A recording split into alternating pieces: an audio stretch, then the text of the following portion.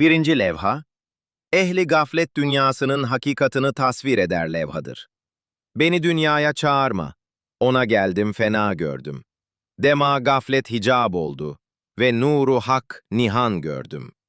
Bütün eşyayı mevcudat birer fani muzır gördüm. Vücut desen onu giydim. Ah, Adem'di çok bela gördüm. Hayat desen onu tattım. Azap ender azap gördüm. Akıl aynı ikab oldu. Bekayı bir bela gördüm. Ömür aynı heva oldu.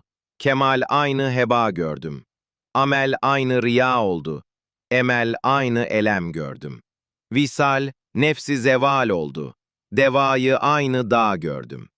Bu envar zulümat oldu. Bu ahbabı yetim gördüm. Bu savtlar nâ-yı mevt oldu. Bu ahyayı mevat gördüm. Ulum evhama kalb oldu. Hikemde bin sekam gördüm.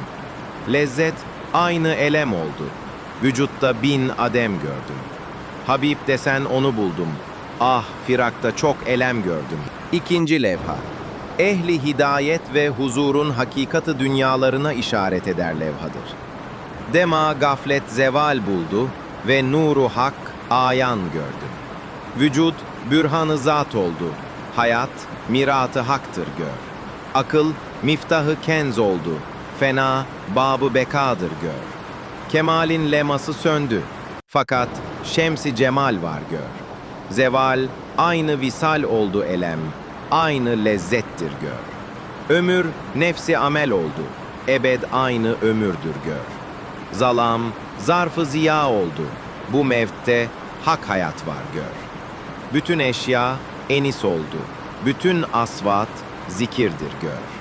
Bütün zerratı mevcudat birer zakir müsebbih gör. Fakrı kenzi gına buldum. Aczde tam kuvvet var gör. Eğer Allah'ı buldunsa bütün eşya senindir gör.